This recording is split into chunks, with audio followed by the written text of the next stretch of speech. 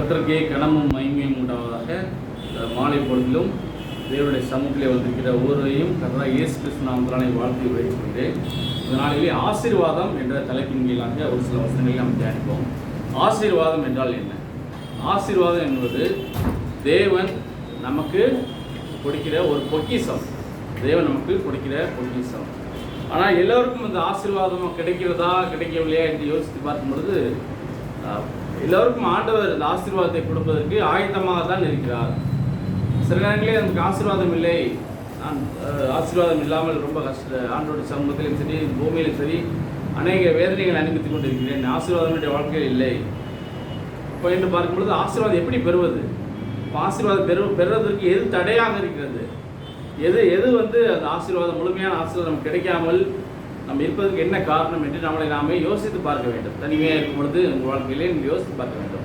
யோசிக்கும் பொழுது தான் ஆண்டவர் உங்களோட பேசுவார்.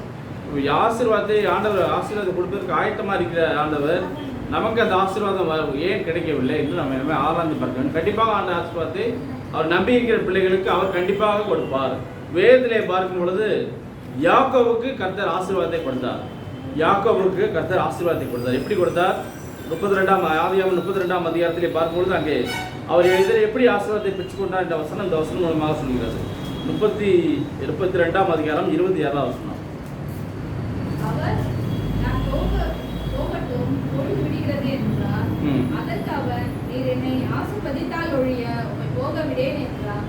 அப்போ என்ன இந்த வசனத்தை என்ன படிக்கிறோம்? நான் போகட்டும் பொழுது விடுகிறது என்றார். அதற்கு அவன் நீர் என்னை ஆசீர்வதித்தவர்களிலே உண்மை போக விடு என்றார்.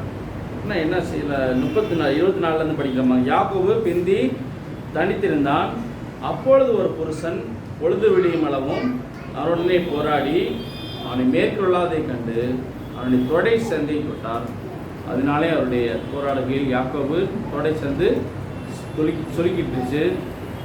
அவர் நான் போகட்டும் பொழுது விடுகிறது என்றார். அதற்கு அவன் நீ என்னை ஆசீர்வதித்தவர்களே உண்மை போக விடு என்றான். யாக்கோபு தேவனுடன் என்ன செய்கிறாரு? ஜோம் ஆண்டவருடைய சமூகத்திலே தேவனுடைய சமூகத்திலே அவன் தனித்திருந்து ஜோம் பண்ணும் பொழுது ஒரு புருஷன் விடியும் அளவும் அவனுடனே போராடினான். ஆசீர்வதித்து அவனுக்கு போக வேண்டும் என்று சொல்கிறான். ஆனால் இவர் என்ன சொல்கிறாரு? நீ ஆசீர்வதிக்காமல் இந்த இடத்த விட்டு போக முடியாது என்று சொல்லி அவர் பிடித்துக் கொள்கிறான். உறுதியாக பிடித்துக் கொள்கிறான்.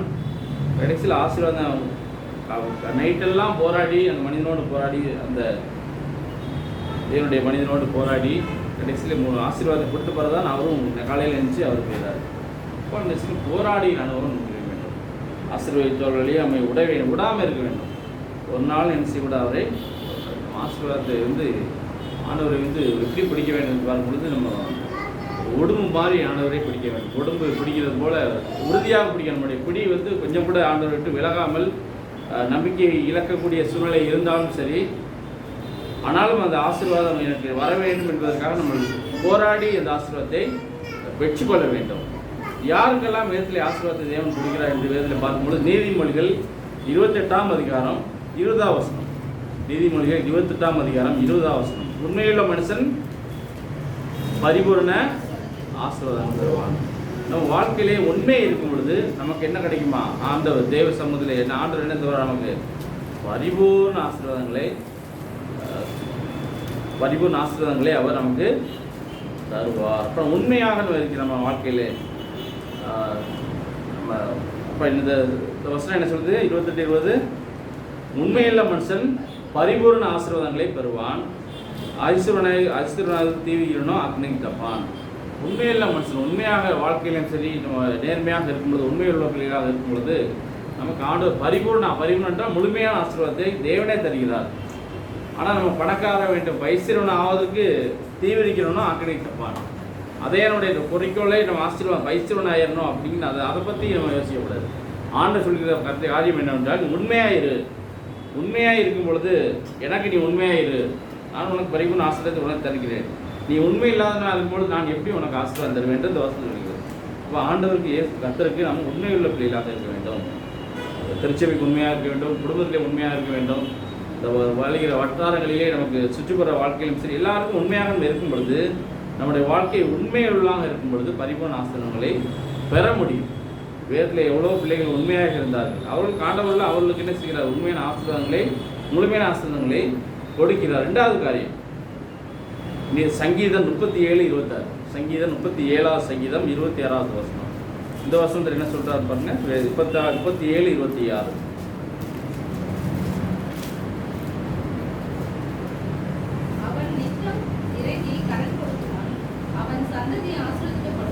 நம்ம ஆண்டவருக்கு உண்மை உள்ள பிள்ளையாக இருக்கும் பொழுது அவன் நித்தம் இறங்கி கடன் கொடுக்கிறான், அவன் சந்ததி ஆசீர்வதிக்கப்படும். அதாவது என்ன சொல்றது, இப்போ ஆண்டவர் நமக்கு மற்றவர்களுக்கு கடன் கொடுக்குற அளவுக்கு ஆண்டு நம்மளை ஆசீர்வதித்து அவன் சந்ததி நாம் மாத்திரமில்லை, ஆண்டவருக்கு உண்மையுள்ளாக இருக்கும் பொழுது நாமும் ஆசீர்வதிக்கப்படுவோம். வருகிற நம்ம பின்பாக வரப்போகிற சந்ததி நம்முடைய ஜெனரேஷன், நம்ம பின்பாக வரப்போகிற ஒவ்வொரு சந்ததியும் அவர் என்ன செய்வாராம்? ஆசீர்வதிப்பார். நம்ம அதுக்கு என்ன செய்ய வேண்டும்? அதுக்கு உண்மையுள்ள ஆண்டவருக்கு உண்மையுள்ள பிள்ளைகளாக இருக்க வேண்டும். மூணாவது சங்கீதம் 112 2வது வசனம். சங்கீதம் 112வது சங்கீதம் 2வது வசனம். சங்கீதம் 112:2.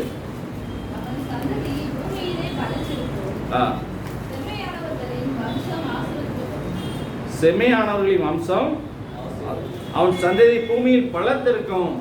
நம்ம ஆண்டு தேவனுக்கு உண்மையுள்ள பிள்ளைகளாக இருக்கும் பொழுது அவன் சந்ததி பூமியிலே வளர்த்திருக்கும்னா உறுதியாக இருக்கும். செம்மையானவர்களின் வம்சம் ஆசீர்வதிக்கப்படும். நம்ம வம்சம் என்று பார்க்கும் பொழுது பின்னாடி வரப்போய் நம்முடைய குடும்பங்கள் எல்லாம் ஆசீர்வதிக்கப்படும். அப்போ அந்த ஆசீர்வாதத்தை பெற வேண்டும் என்றால் தேவனுக்கு உண்மையுள்ளவர்களாக இருக்க வேண்டும். அப்புறம் இந்த வேறு எப்படிலாம் ஆசீர்வாதம் நமக்கு வரும் என்று பார்க்கும்போது சங்கீதம் 115:13. கர்த்தருக்கு பயப்படுகிற பெரியோரையும் சிறியோரையும் ஆசீர்வதிப்பார். யாரெல்லாம் கர்த்தருக்கு பயப்படுகிறார்களோ, பயப்படுகிற பெரியவர் இருந்தாலும் சரி, சிறியவர்களாக இருந்தாலும் சரி, அவர்களையும் அவர் என்ன செய்வாராம்? ஆசீர்வதிப்பார். கர்த்தர் உங்களையும் உங்கள் பிள்ளைகளையும் வர்த்திக்க பண்ணுவார். வானத்தின் பூமியை படைத்த கர்த்தராலே நீங்கள் ஆசீர்வதிக்கப்பட்டவர்கள். அப்போ கர்த்தருக்கு பயந்து அவருக்கு உண்மையாக இருக்கும் பொழுது நம்ம சிறியவர்களையும் ஆனாலும் சரி, பெரியவர்களானாலும் சரி, நம்ம வருகிற சந்ததி ஆனாலும் சரி, எல்லோரையும் அவர் என்ன செய்வாராம்? ஆசீர்வதிப்பார். ஆகவே அந்த ஆசீர்வாதத்தை நம்ம பெற்றுக்கொள்ள வேண்டும். நம்ம வேறு எப்படிலாம் ஆசீர்வாதம் பெறுவது? சங்கீதம் 122:9. சங்கீதம் 122:9 சொல்கிறது போல, எங்கள் தேவனாகிய கர்த்தரின் ஆலயத்தின் நிமித்தம் உனக்கு நன்மை உண்டாக தேடுவேன். எங்கள் தேவனாகிய கர்த்தரின் ஆலயத்தின் நிமித்தம் உனக்கு நன்மை உண்டாக தேடுவேன். ஆலயத்தில் தேவனுடைய சமூகத்திலே நம்ம அவரோடு மன்றாடும் பொழுது நாம் ஆசீர்வதிக்கப்படுவோம். தேவனுடைய ஆலயத்துக்கு அவருடைய சமூகத்திலே நம்மளுடைய ஒவ்வொரு விண்ணப்பங்களை தேவ சமூகத்திலே படைக்கும் பொழுது நம்ம என்ன செய்வோம்? ஆசீர்வாதம் பெறுவோம். ஆசீர்வாதம் பெறுவதற்கான நம்ம அவருடைய சமூகத்திலே வர வேண்டும். அவர் சமூகத்திலே வர வேண்டும். அவர் சொல்கிறபடியெல்லாம் நம்ம செய்ய வேண்டும். அவர் என்ன நீதிமொழிகள் 10ஆம் அதிகாரம் 6வது வசனம். இந்த வசனத்தை பார்க்கும் பொழுது நீதிமனுடைய சிரசின் மேல் ஆசீர்வாதங்கள் தங்கும் என்று இந்த வசனம் சொல்கிறது. இப்போ நீதிமன்றங்கள் சிரசு நம்முடைய தலையின் மேலே ஆசீர்வாதம் வருமா?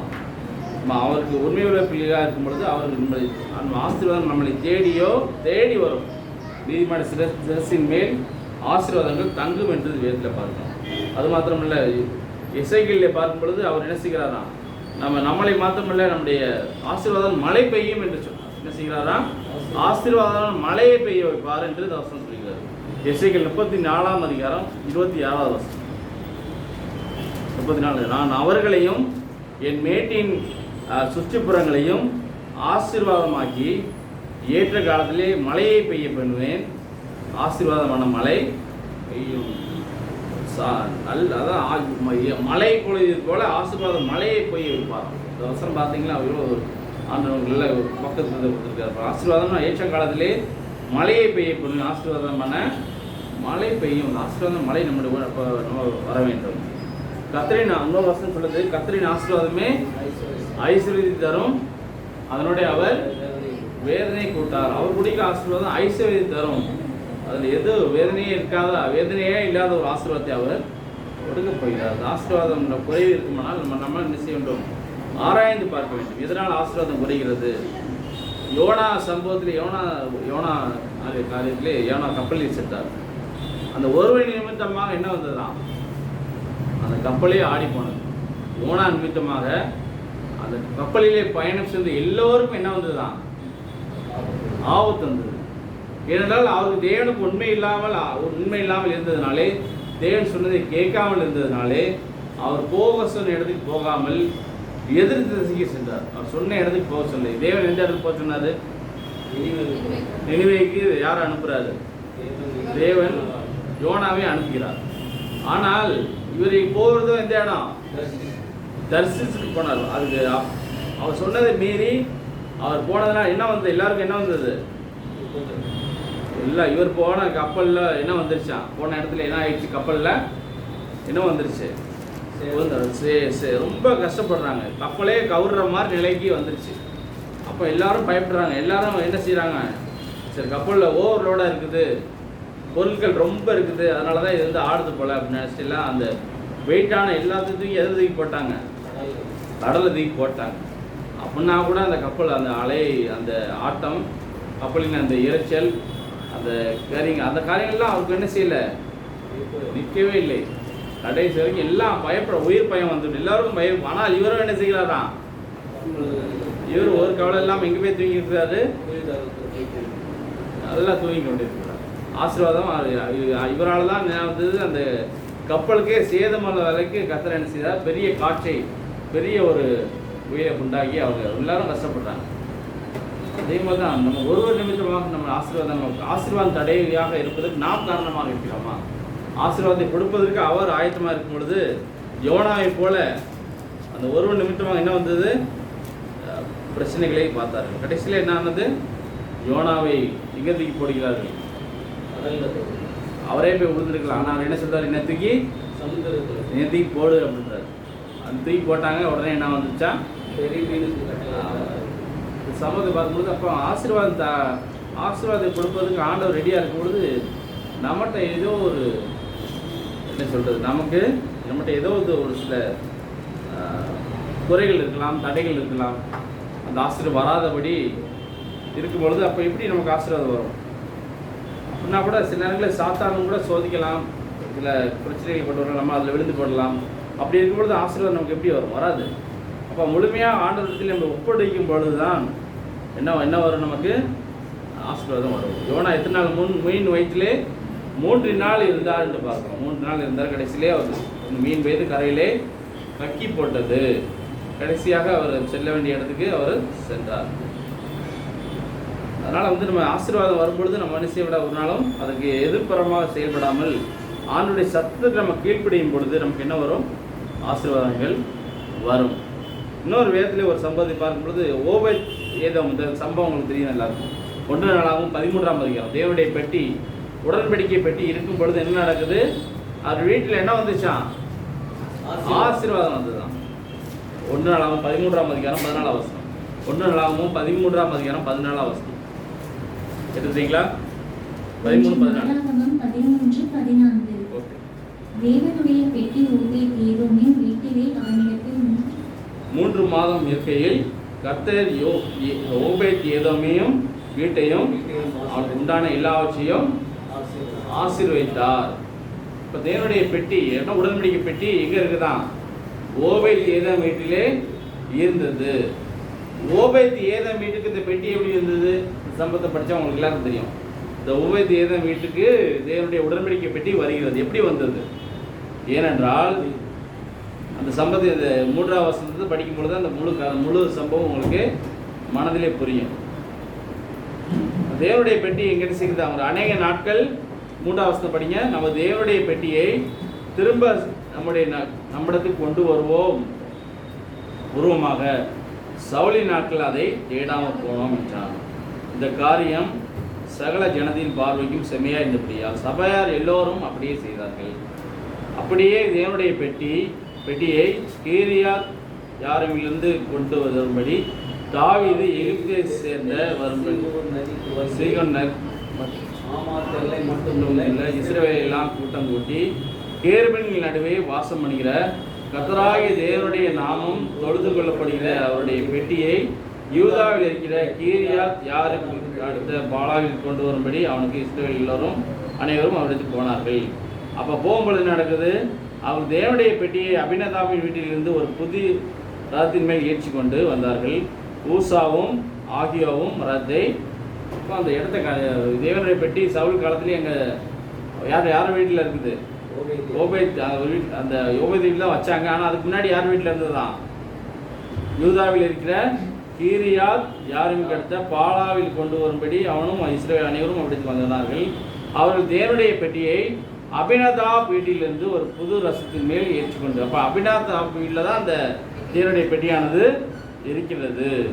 ஊசாவும் ஆகியோவும் ரதத்தை, அப்போ அந்த தேவனுடைய பெட்டியை உடன்படிக்கை பெட்டியை அவர்கள் ரதம் என்று ரதத்தை நீங்கள் பார்த்துருக்கீங்களா என்னன்னு தெரியல, வந்து சேரியட்டுன்னு சொல்கிறாங்க இல்லையா, அந்த ரதத்தின் மேலே வந்து அந்த பெட்டியை வச்சுட்டு பெட்டியை வந்து நம்ம ஊர் கொண்டு வந்துடலான்ட்டு எல்லாம் விஷயம் அந்த பெட்டியை கொண்டு வரும் பொழுது அதுக்கு அந்த பெட்டியை வந்து ரதத்தில் போய் கொண்டிருக்கிறது. அதற்கு முன்பாக தாவீது என்ன செய்கிறாரா? நடனமாடி கொண்டு வருகிறார். தாவீதும் சகல இஸ்ரவேலரும் தங்கள் முழு பிளத்தோடும் தேவனுக்கு முன்பாக சுரமண்டலங்களையும் தம்புர்களையும் மேளங்களையும் கைத்தாளங்களையும் கோரிக்கைகளையும் சேவித்து மகிழ்ச்சியாய் ஆடி பண்ணினார். ஏன்னா தாவீது வந்து ஒரு பாடல் கூட இருக்குது, தாவீதை போல நடனமாடி சோசிருப்பேன் என்றால் அவர் வந்து நடனம் ஆடுவதுன்னு சொல்லி இசை வாசிப்பதிலும் தாவீது வல்லவனாக இருந்தார். அப்போ அந்த பெட்டி தேவனுடைய பெட்டி முன்பாக வருவதை பார்த்து அவன் மகிழ்ச்சியிலேயே அவன் நடனம் ஆடிக்கொண்டு சுரமண்டலங்களை வாசித்து கொண்டு தம்புர்களையும் மேளங்களையும் கைத்தாங்களையும் கொண்டு இஸ்ரவேல் பிள்ளைகள் எல்லோரும் அந்த ரதத்துக்கு முன்பாக ஆடிக்கொண்டு வரும் பொழுது அந்த கொண்டு வந்த அந்த ரதத்தில் வந்து அந்த மாடு என்னதானதான் மிரண்டு போச்சு. அடிக்கிற டான்ஸுக்கு அந்த மியூசிக்கும் அந்த அதிகமான சவுண்டு அதிகமாக இருந்ததுனால அந்த மாடு என்னாச்சா மிரண்டு போச்சு. ஊசா அதான் கீதோனின் களம் மட்டும் வந்தபோது மாடுகள் இடறிப்பட்டன பண்ணினால் ஊசா பெட்டியை பிடிக்க தன் கையை நீட்டினான். பெட்டி உள்ற மாதிரி இருக்கும்போது அந்த ஊசா போய் அந்த பெட்டியை பிடிக்க போகிறான். உடன்படிக்கை பெட்டியை பிடிக்க போகும்போது என்ன ஆனது? உடனே கர்த்தர் என்ன செய்யறா? ஊசா மேல் கர்த்தர் கோபம் கொண்டவராகி அவன் தன் கையை பெட்டியை நீட்டின நிமித்தம் அவன் அடித்தார். அங்கே தேவசனத்திலே செத்தான். அப்போ அந்த பெட்டியை வந்து அவன் தொடர்றதுக்காக முயற்சி செய்கிறான். என்றால் அவன் நினைத்தான் அந்த இடத்துல போனதுனால இறந்தே போயிட்டான். அப்போ அந்த தேவனுடைய பெட்டியை யார் தான் தொட வேண்டும்? ஆசாரியர்கள் தான் அந்த தேவனுடைய பெட்டியை அந்த தேவனுடைய உடன்படிக்கை பெட்டியை தொட வேண்டும். தொடர்வதற்கு இவன் கீழே உள்ள போதுன்னு பிடிக்க போகிறதுனால இவன் தொட்ட போனதுனால என்னானது? இவன் இறந்து போகிறான். அப்பொழுது கர்த்தர் ஊசாவை அழைத்த நிமித்தம் தாவீது நிசனப்பட்டு அந்த ஸ்தலத்துக்கு இந்நாள் மட்டும் வழங்கி வருகிற போரே சூசா என்னும் பெயரிட்டு அன்றைய தினம் தேவனுக்கு பயந்து தேவனுடைய பெட்டியை நான் என்னிடத்தில் கொண்டு வருவது எப்படி என்று சொல்லி பெட்டியை தன்னிடத்தில் தாவீதின் நகரத்திலே கொண்டு வராமல் அதை கீர்த்தியனான ஓபேத்-ஏதோம் வீட்டிலே சேர்த்தான். தேவனுடைய பெட்டி ஓபேத்-ஏதோம் அவனுடைய வீட்டிலே 3 மாதம் இருக்கையில் கர்த்தர் ஓபேத்தின் வீட்டையும் அவனுக்கு உண்டான எல்லாவற்றையும் ஆசீர்வதித்தார். இந்த சம்பவம் நடந்துருச்சு. அதை பெட்டியை பிடிக்க உடனே சொல்லிட்டு ஒருத்தர் இறந்தும் போய்விட்டார். உடனே தாவீது அப்போ அந்த இதை அப்படியே என்ன செஞ்சாரு? அந்த பெட்டியை தாவீது நகரத்துக்கு கொண்டு வரதுக்கான அந்த நிகழ்ச்சியை கைவிட்டு அதை விட்டு அதை அப்படியே என்ன செஞ்சாரு? ஓபேத்-ஏதோம் ஒருத்தருக்கு அவர் வீட்டில் போய் அதை வச்சுட்டு வீட்டுக்கு வந்துட்டார், கொடுத்துட்டு போயிட்டாரு. ஆனால் அந்த பெட்டி எப்பொழுது அந்த ஓபேத்-ஏதோம் வீட்டுக்கு போனதோ அதிலிருந்து பார்க்கும் பொழுது 3 மாதத்திலே அவருக்கு ரொம்ப ஆசீர்வாதம் ரொம்ப வருது. அந்த பெட்டிக்குள்ள என்ன இருக்குது? உடன்படிக்கை பெட்டி 10 கற்பனைகள் உள்ள இருக்குது. அந்த பெட்டியை வந்து வீட்டுக்கு வச்சதான் செஞ்சார். இவர் வீட்டுக்கு ரொம்ப ஆசீர்வாதம் அதிகமாக வருகிறது. கிறிஸ்துவுக்கு பிரியமானவர்களே, எப்போ இந்த ஆசீர்வாதம் பெறுவதற்கு என்னதான் வழி? தேவனுடைய 10 கற்பனைகளுக்கு ஆண்டவர் சொன்ன கற்பனைகளுக்கு கீழ்ப்படியும் பொழுது நமக்கு வீடு என்ன வரும்? நமக்கு ஆசீர்வாதம் அதிகமாக வரும். சங்கீதம் 3ஆம் அதிகாரம் 8ஆம் வசனம். சங்கீதம் 3ஆம் அதிகாரம் 8ஆம் வசனம். சங்கீதம் 3ஆம் அதிகாரம் 8ஆம் வசனம்.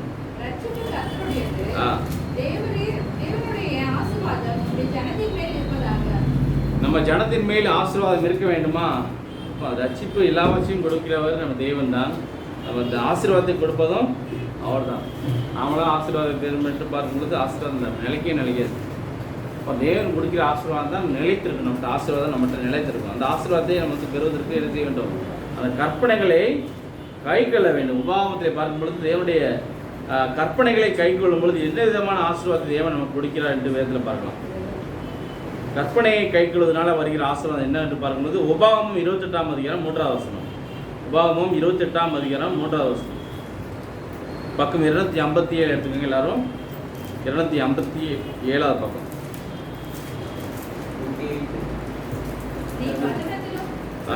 படி படி. வெளியிலும் ஆசீர்வதிக்கப்பட்டிருப்பாய். உன் கர்ப்பத்தின் கனியும் உன் நிலத்தின் கனியும் உன் மாடுகளின் பெருக்கமும் உன் ஆடுகளின் மந்தையும் ஆகிய உன் மிருக ஜீவன்களின் பலனும் ஆசீர்வதிக்கப்பட்டிருக்கும். பார்த்தீங்களா? இப்போ அந்த இது நான் உனக்கு விதிக்கிற உன் தேவனாய் கர்த்தருடைய கட்டளையின்படி எல்லாம் நீ கவனமாய் இருக்கும்படி அவர் சத்தத்துக்கு உண்மையாய் செய்விடுப்பாயானால் உன் தேவனாய் கர்த்தர் பூமியில் உள்ள சகல ஜாதிகளையும் உன்னை மேன்மையாக வைப்பார். மேன்மையாக மேலே நீ உன் தேவனாய் கர்த்தரின் சத்தத்துக்கு செவி கொடுக்கும்போது இப்பொழுது சொல்லப்படும் ஆசீர்வாதங்கள் எல்லாம் உன்மேல் வந்து வலிக்கும். என்னென்ன ஆசீர்வாதம் பார்க்கும்போது நீ பட்டணத்திலும் ஆசீர்வதிக்கப்பட்டிருப்பாய், வெளியிலும் ஆசீர்வதிக்கப்பட்டிருப்பார். இந்த பட்டணத்திலிருந்து வெளியே போகும்பொழுதும் உன் கற்பத்தின் கனியும் நம்முடைய பிள்ளைகளும் உன் நிலத்தின் கனியும் நம் வளர்க்கிற கனிகள் செடி மரங்கள் எல்லாமும் அது மாத்திரமல்ல உன் மாடுகளின் பெருக்கமும் உன் ஆடுகளின் மந்தைகளும் ஆகிய உன் மிருகங்களின் பலனும் ஆசீர்வதிக்கப்பட்டிருக்கும். அது மாத்திரமல்ல உன் கூடையும் மாப்பு செய்கிற உன் தொட்டியும் ஆசீர்வதிக்கப்பட்டிருக்கும். எல்லாம் செய்கிறதுலாம் இரட்டத்தனையான ஆசீர்வாதங்களே காண்பது. நீ வருகையிலும் ஆசீர்வதிக்கப்பட்டிருப்பாய், போகையிலும் ஆசீர்வதிக்கப்பட்டிருப்பாய். உனக்கு விரதமாய் எழும் உன் சத்துருக்களை கர்த்தர் முன்பாக முறியடிக்கும்படி ஒப்புடுப்பார். ஒரு வழியாய் உனக்கு எதிராக புறப்படுவார்கள், 7 வழியாய் நமக்கு எதிர்த்து வருகிறவர்களே ஒரு வழியாக அவர் 7 வழியாக கர்த்தர் ஓட வைத்து விடுறான்னு வசூலிக்கிறது. கர்த்தர் உன் களஞ்சிகளிலும் நீ கையிடும் எல்லா வேலைகளிலும் உனக்கு ஆசீர்வாதம் கட்டளையிடுவார். நம்ம செய்கிற ஒவ்வொரு வேலையும் ஆசீர்வதிக்கப்படும், நம்ம செய்கிற ஒவ்வொரு காரியங்களையும் ஆசீர்வதிக்கப்பட்டிருக்கோம். அது மாத்திரமல்ல உன் தேவனாய் கர்த்தர் உனக்கு கொடுக்கும் தேசத்திலே உன்னை ஆசீர்வதிப்பார். எந்த இடத்துல இருந்தாலும் சரி அந்த இடத்துலேயே கர்த்தர் உங்களை ஆசீர்வதிப்பார். நீ உன் தேவனாய் கர்த்தரின் கட்டளையை கை கொண்டு அவர் வழியில் நடக்கும்போது கர்த்தர் உனக்கு ஆணையிட்டபடி உன்னை தமக்கு பரிசுத்த ஜனமாக நிலைப்படுத்துவார். அவர் கீழ்ப்படுத்தும் பொழுது நம்ம என்ன மனிதர்களாக மாற்றி பரிசுத்த ஜனங்களாக நம்மளை மாற்றிவிடுவார். அப்படியே அந்த வசனத்தை படிச்சுட்டே வரும்பொழுது உங்களுக்கு தெரியும், இவ்வளோ காரியங்களை சொல்லிட்டு கடைசியில் அப்படியே இது நீ கீழ்ப்படியாக போட்டோன்னா அதுக்கு ஆப்போசிட்டாக எல்லா வசனம் சொல்கிறார், சாபம் வரும் என்று சொல்கிறார். இப்போ ஆண்டவருடைய சத்தத்திற்கு கீழ்ப்படியும் பொழுது உனக்கு கொடுப்பேன் என்று நான் உன் பிதாக்களுக்கு ஆணையிட்ட தேசத்தில் கர்த்தர் உன் கற்பத்தின் கனியிலும் உன் மிருக ஜீவன்களிலும் பலனிலும் உன் நிலத்தின் கனியிலும் உனக்கு பரிபூர்ண நன்மை உண்டாக கட்டிடுவார். சரி, இது ஏற்ற காலத்திலே உன் தேசத்திலே மழை பெய்யும், நீ கையெழுத்துகளை எல்லாம் ஆசீர்வதிக்கவும் கர்த்தர் உனக்கு தனது பொக்கிஷ சாலையை வானத்தை திறப்பார். நீ அநேக ஜாதியில் கடன் கொடுப்பாய், நீயோ கடன் வாங்காதிருப்பாய். இது நான் உங்களுக்கு விதிக்கிற வார்த்தைகள் யாவை விட்டு விலகி வேறே தேவர்களை செய்யும்படி நீ வலதுபுறம் இடதுபுறம் சாயாமல் வேறே தேவர்கள் என்று பார்க்கும்பொழுது அவரை வணங்காமல் வேறே தேவர்கள் என்று பார்க்கும்பொழுது விக்கிரங்களை வழிபடும் பொழுது உங்களுக்கு என்ன வருமா? சாபங்கள் வரும். இங்கே நான் உனக்கு விதிக்கிற உன் தேவனாய் கர்த்தரின் கட்டளையை கைக்கொள்ளவும் அவைகளின்படி நடக்கவும் அவைகள் செவியெடுத்து வந்தால் கர்த்தர் உன்னை வாழாக்காமல் தலையாக்குவார், கீழாகாமல் மேலாவாய். அப்போ அதுக்கு பின்னாடி உள்ள வசனங்களை பார்க்கும் பொழுது நீ பட்டணத்திலும் சபிக்கப்பட்டிருப்பாய், வெளியிலும். இப்போ ஆண்டோடைய சமூகத்திலே நம்ம அவருக்கு பிரியமில்லாமல் அவர்களுக்கு இந்த 10 கட்டளைகளுக்கு அவருடைய வசனங்களுக்கு கீழ்ப்படியாமல் போகும்பொழுது நம்ம எல்லாத்துலேயும் ஆசீர்வாதமே இல்லாமல் போய்விடும். என்ன வரையிலும் ஆசீர்வாதங்கள் வந்துவிடும். அப்போ அந்த ஆசீர்வாதத்தை பெற வேண்டும் என்றால் யார் நம்ம என்ன செய்ய வேண்டும்? அவருடைய கற்பனைகளை உறுதியாக கைக்கொள்ள வேண்டும். அது மாத்திரமில்லை, வேதத்திலே அந்த வசனங்கள்லாம் படித்து பாருங்கள். அது மாத்திரம் இல்லை, எல்லாவற்றிலும் நீங்கள் நினைச்சு ஆண்டவருக்கு உண்மையுள்ளவர்களாக இருக்க வேண்டும். நம்ம அந்த ஆசீர்வாதத்தை பெற வேண்டும். அந்த ஆசீர்வாதத்தை கொடுப்பதற்கு அவர் ஆயத்தமாக இருக்கிறார். நாம் ஏன் ஆசீர்வாதம் பெறாமல் இன்னும் என்ன செய்வாராம்? அவருடைய சித்தத்துக்கு செவி கொடுக்காமல் இருக்கும்பொழுது நமக்கு என்னென்ன நோய்களை ஆண்டு கொடுக்காத பாருங்க. 22ஆம் வசனம், கர்த்தர் உன்னை ஈழையினாலும் காய்ச்சலினாலும் உஷ்ணத்தினாலும் எரிமதத்தினாலும் வறட்சியினாலும் கற்காயினாலும் விஷப்பணினாலும் பாதிப்பார். நீ அழிய மட்டும் ஆகியோனை பின்தொடரணும். ஈழை என்று பார்க்கும்பொழுது அந்த நோய்கள் போல நோய்கள் என்ன செய்வார்? ஆண்டவர் நமக்கு இலை என்று பார்க்கும்போது அந்த இது சளி என்று சொல்லுவாங்க, அது மாதிரி நோய்கள், டிபின்னு சொல்கிறாங்க, அது மாதிரி இலைனா அதுதான் அந்த நோய்கள். அது மாதிரி காய்ச்சல் வர வச்சிருவார். உஷ்ணத்தினாலும் எரிபந்தத்தினாலும் வறட்சியினாலும் கருக்காயின விஷப்பணினாலும் பாதிப்பார். நீ அழிய மட்டும் இவனை பின்பற்றணும். அந்த சமூகத்தில் கீழ்ப்படியாமல் போகும்போது என்ன வருது, நமக்கு நோய்கள்லாம் வந்துடும். நோய்கள் மாத்திரமல்ல, அதுவும் வருமா, வேறு எல்லாத்தையும் நமக்கு கொடுப்பார். என்ன நோய்கள் வரப்போ அந்த வசந்தெல்லாம் கீழே படித்தே வரும். உன் தலைக்கு மேலுள்ள வானம் வெண்கலமும் உனக்கு கீழுள்ள பூமி இரும்புமாய் இருக்கும். உன் தேசத்து மலையை கர்த்தர் புழுதி மண்ணுமாக பெய்ய பண்ணுவார். நீ அழிய மட்டும் அப்படியே வானத்திலிருந்து உண்மையில் இறங்கி வரும். அவருடைய சத்தத்துக்கு கீழ்ப்படியாமல், அவர் கீழ்ப்படியாமல் இருக்கிற புழுதியை ஆண்டவர் புழுதியை மலையை போல பெய்ய வச்சுருவார்ட்டு வசனம் சொல்லியிருக்காரு. புழுதி தான் மழை வரும். நாலு என்ன வராது, தண்ணீர் வராது. புழுதியும் காற்றும் தான் அடித்து கொண்டு இருக்கும். அப்புறம் என்ன ஆகும், பூமியெல்லாம் வறண்டு போகும். பூமி வறண்டும் பொழுது என்ன ஆகும், இந்த பூமி என்ன ஆகும், ரொம்ப சூடாயிடும். வெப்பம் அதிகமானப்போ என்ன ஆகும், நம்மளால் இருக்க முடியாது. என்றால் மழை தண்ணீர் பூமியில் பட்டால் தான் எப்படி இருக்கும், பூமி செழிப்பாக இருக்கும். அவருக்கு கீழ்ப்படியாமல் இருக்கும் பொழுது மழை கூட வரையாமல் பண்ணிவிடுவோம், வறட்சி ஆகிடும், பஞ்சங்கள் வந்தவா. அப்போ அந்த அது மாத்திரம் இல்லை, வேறு என்ன நோய்களை கொடுக்குறாப்பா. நீ குணமாகாதபடி கர்த்தர் உன்னை எரிபந்தமான பருக்களினாலும் மூல வியாதினாலும் சொறியினாலும் சிறங்கினாலையும் பாதிப்பார்னு வசனம். ஆண்டவர் சொறின்னு சொல்லிட்டு சொறி சிறங்கு இந்த மாதிரி நோய்கள்லாம் ஆண்டவர் கொடுப்பார். ஏனென்றால் கர்த்தருடைய வாசனத்துக்கும் அவர் கீழ்ப்படியாமல் இருக்கும் பொழுது நோய்கள்லாம் வந்துடும்.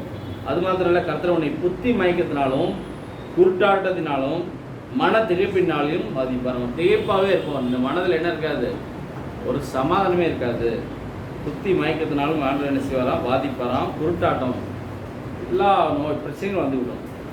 குருடன் அந்தகாரத்திலேயே தடை தெரிகிறது போல நீ பட்டப்புகையிலேயே தடை கொண்டு திரிவாய். உன் வழியில் ஒன்றும் உனக்கு வாய்க்காமல் போகும். என்னதான் நீ இந்த காரியங்களை செய்யணுட்டு ரொம்ப முயற்சி பண்ணாலும் அந்த ஒரு காரியம் என்ன வராதான், வாய்க்காமல் ஒன்றும் இல்லாமல் போகும். நீ என்னாலும் ஒடுக்கப்படுகிறவனும் ஒடிக்கிறவனுமா இருப்பான்றது. நீ இப்போ ஒடுக்க போகல, உன்னை ஒடித்து கொண்டே இருப்பார்கள். அது மாத்திரம் இல்லை, நீ ஒன்ற பொருள் எல்லாம் போய்விடும், கொடுக்கிறவனுமாக இருப்பா. ஏன் அப்படி ஆண்டவர் சொல்றாரு என்றால், அவர் கற்பனைகளுக்கு அவருடைய வசனங்களுக்கு நீங்கள் கீழ்ப்படியாமல் இருக்கும் பொழுது, நீங்கள் தெரிந்து கொள்ளாமல் இருந்தால் பரவாயில்ல.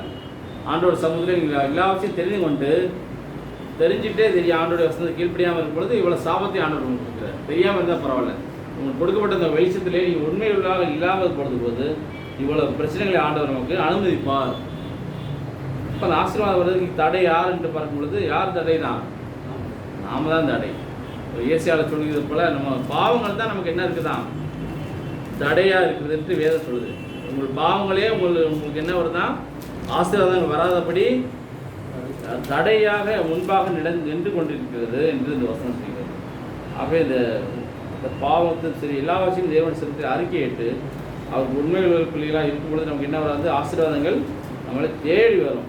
எந்த பிரச்சனையும் நம்மளோட வாழ்க்கையிலே இருக்கவே இருக்காது. நாம் என்ன செய்ய வேண்டும், ஆண்டவர் சமூகத்திலே நம்முடைய எல்லாவற்றையும் ஆண்டவர் சமூகத்திலே அறிக்கையிட்டு அவர் சமூகத்திலே உண்மையான பிள்ளைகளாக வாழும் பொழுது ஆண்டவர் நமக்கு எல்லாவற்றையும் என்ன செய்வார், தேடி நமக்கு தருவார்.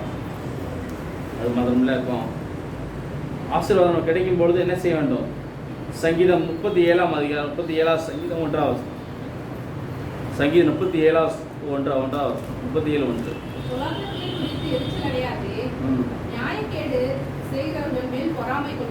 அப்போ நீங்கள்லாம் என்ன நினைக்கக்கூடாது, மற்றவர்களாம் ஆசீர்வாதம் இருக்கும்பொழுது நம்ம செய்யக்கூடாதான், பொறாமை கொள்ளக்கூடாது. பொல்லாதவர்களை குறித்து எரிச்சல் அடையாது, நியாயக்கேடு செய்கிற மேல் பொறாமை கொள்ளாது. யாரை பற்றி நம்ம என்ன செய்ய வேண்டாம், பொறாமை கொள்ள வேண்டாம். ஆசீர்வாதத்துக்கு இது கூட ஒரு தடையாக இருக்கும். அது மற்றவங்களை பார்த்து பொறாமை போடுறது வந்து அவங்களுடைய ஆசீர்வாதத்துக்கு அது கூட ஒரு தடையாக இருக்கு. அவனவனுக்கு ஆண்டவர் கொடுத்துற வெளிச்சம். ஆண்டவர் ஒவ்வொருத்தருக்கும் ஆசீர்வதிக்க வேண்டும் என்றால் ஆசீர்வதிப்பார். ஆசீர்வாதம் பெறவிட்டால் ஆண்டவர் தேவன் மேலே தவறில்லை, நாம் மேலே தான் தவறு. இன்று நாம் என்ன செய்ய வேண்டும், நம்ம புரிந்து கொள்ள வேண்டும். 1 பேதுரு 3ஆம் அதிகாரம் 9ஆம் வசனம். 1 பேதுரு 3ஆம் அதிகாரம் 9ஆம் வசனம். 1 பேதுரு 3ஆம் அதிகாரம் 9ஆம் வசனம், பக்கம் 320. 1 பேதுரு 3ஆம் அதிகாரம் 9ஆம் வசனம்.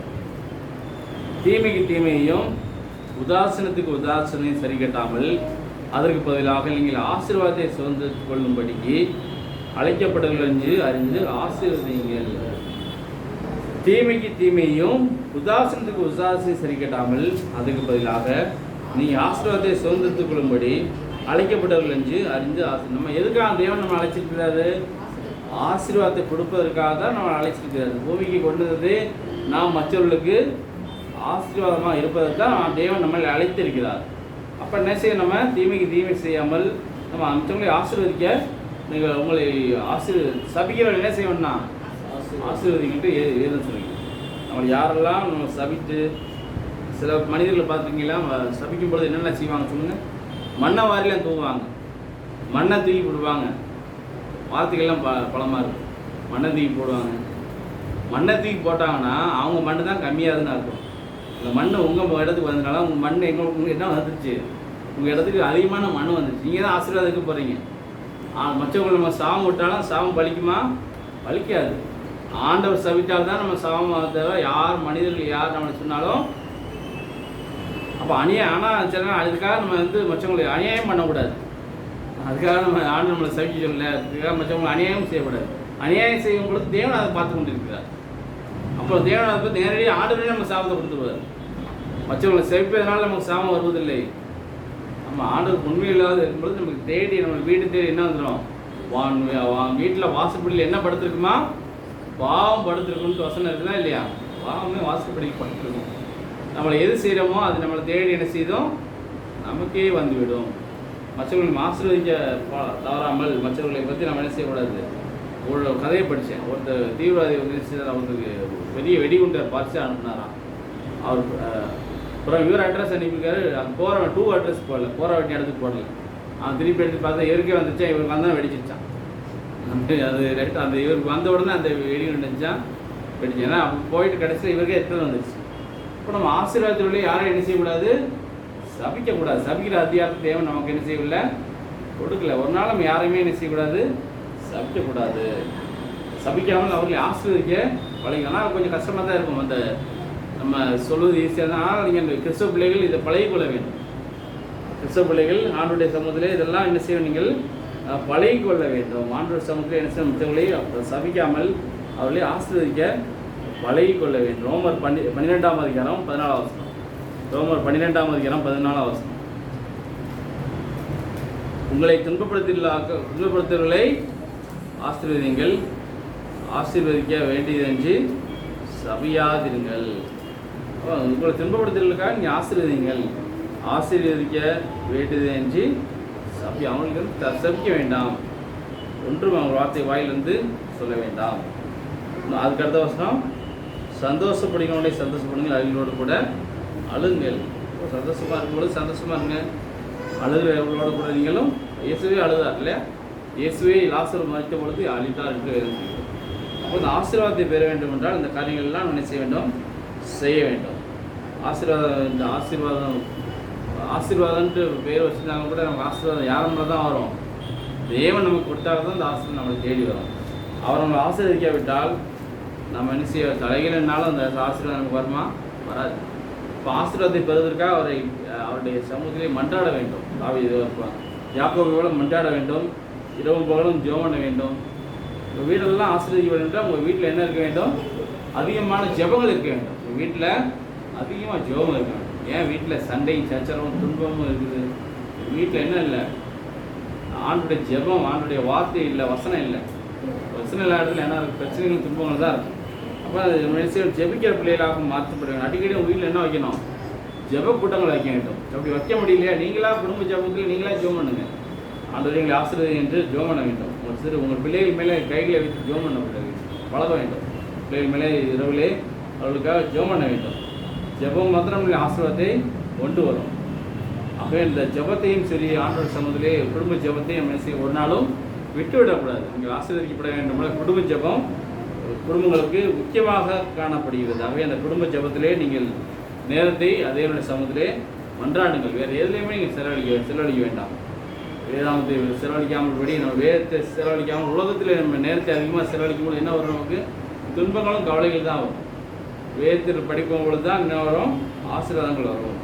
உலகத்தில் நம்ம எதுவுமே என்ன செய்யணும்? அதிகமாக நோக்காமல் தேவனையும் நோக்கி கொண்டு இருக்கும் பொழுது நமக்கு என்ன வரும்? காலையிலேருந்து சாயங்காலத்துலேருந்து என்ன வருது போடுறாங்க. 6-7 மணிலேருந்து 10 மணி வரைக்கும் 11 மணி வரைக்கும் சீரியல். இந்த கிரிக்கெட் ஏதாவது வந்துச்சு, ஐபிஎல் வந்துச்சு, அதை பார்த்து உட்காந்துக்கிட்டு அதை பார்த்துக்கிட்டு அப்படியே அந்த நேரத்தை போக்கிக்கிட்டு, அதனால் நமக்கு என்ன கிறிஸ்தவ வாழ்க்கைக்கு என்ன நன்மை கிடைக்க போகுது? ஏதாவது நன்மை கிடைக்க போதா? ஒரு நன்மையும் கிடையாது. ஒரு நன்மையும் உங்கள் நேரத்தை தான் நீங்கள் என்ன செய்கிறீங்க, விரயம் பண்ணிக்கிறீங்க. படிக்க வேண்டிய பிள்ளைகள் அதை நேரத்தை அங்கே உட்காந்து படிக்கிறதுனால உங்களுக்கு என்ன லாபம்? ஒரு லாபம் இல்லை. நீங்கள் அதிகமாக பார்த்தா உங்கள் கண்ணு தான் கெட்டு போகுது. அதை பார்த்து உங்களுக்கு பார்த்து கெட்ட பார்வை, தூரப்பா எல்லா பார்வையும் அந்த கண்ணாடி போகிற நிலைமைக்கு வந்துடும். இப்போ என்ன செய்யக்கூடாது? அதிகமாக என்ன செய்யக்கூடாது? இதெல்லாம் என்ன செய்யக்கூடாது? நீங்கள் பார்க்கக்கூடாது. அதை பார்க்கும்போது இதை பார்க்க வேண்டும், வேதத்தை பார்க்க வேண்டியது. முக்கியமான காரியங்களாக அந்த வசனங்கள் வருதா அதை பார்க்கலாம், ஒன்றும் தப்பு இல்லை. ஏதோ வருது, முக்கியமான செய்திகள் வருதுன்னா அதை பார்க்கலாம். ஆனால் அதையே நம்ம செய்யக்கூடாது. பார்க்காமல் இருக்கும்பொழுது எப்படி நமக்கு ஆசீர்வாதங்கள் குறைவாக தான் இருக்கும். ஆசீர்வாதங்கள் குறைவிடுறதுக்கு இது ஒரு காரணம். ஆண்டவர் சமூகத்தில் நேரத்தை செலவழிக்காமல் உலகத்திலே நேரத்தை செலவழிக்கும். அதே ஒரு சமூகத்தில் இல்லாதபடி அவருக்கு நேரத்தை கொடுக்காம எல்லாருக்கும் நேரம் கொடுத்து எப்படி அவர் ஆசீர்வாதத்தை கொடுப்பார்? நம்ம பிள்ளைகளே நமக்கு நல்லா கீழ்ப்படியும் கூட தான் நமக்கு இன்னும் அதிகமாக செய்ய வேண்டும் என்று ஆசை வரும். இல்லாட்டா என்ன வரும்? அவங்க மேலே அவங்க செய்யணும், அப்படி வேண்டாம் இருப்பு தான் அவங்களுக்கு செய்வோம். முழுமையான உள்ளத்தின் ஆழத்துலேருந்து அவர்களுக்கு செய்ய வேண்டியது செய்ய மாட்டோம் என்றால் அவங்க மேலே உங்களுக்கு என்ன இருக்குது? அவருக்கு நம்ம சொல்வதை கேட்க மாட்டேங்கிறானே, என்னுடைய பேச்சுக்கு அவன் கீழ்ப்படிய மாட்டேங்கிறான்ட்டு அவனுக்கு கொஞ்சம் பார்த்து செய்வோம். அப்படின்னா நம்ம ஆண்டவருடைய சமூகத்திலே அவர் சொல்வதெல்லாம் செய்யும் பொழுது நமக்கு என்ன வரும்? ஆண்டவர் நம்ம சமூகத்தில் ஆசீர்வாதங்களை மழையைப் போல பெய்ய செய்வார். ஆசீர்வாதம் மழை பெய்யும் என்று வேதம் சொல்கிறார்கள். நம்ம ஆசீர்வாதம் மழை பெய்யும் என்றால் அந்த தேவனை நாம் உறுதியாய் பற்றிக்கொள்வோம். அந்த ஆசீர்வாத மழை நம்மளையும் நம்மை சார்ந்த பிள்ளைகளையும் நம்ம வீட்டுக்கு வருகிறவர்களையும் போகிறவர்களும் நான் எங்கெல்லாம் போகிறோமோ அங்கெல்லாம் ஆசீர்வாதம் வர வேண்டும். நம்ம போய் கால் ஐடி வச்சு அந்த இடத்துல என்ன ஆசீர்வாதம் என்றால் நம்ம என்ன செய்யணும்? ஆண்டோட கூட நெருங்கிய உறவோடு இருக்கும்பொழுது தான் அந்த ஆசீர்வாதங்கள் மற்றவர்களுக்கு பயன்படும். அந்த ஆசீர்வாத தேவன் உங்களுக்கும் உங்களுடைய பிள்ளைகளுக்கும் குடும்பங்களுக்கும் கர்த்தர் தருவாராக. ஆமென்.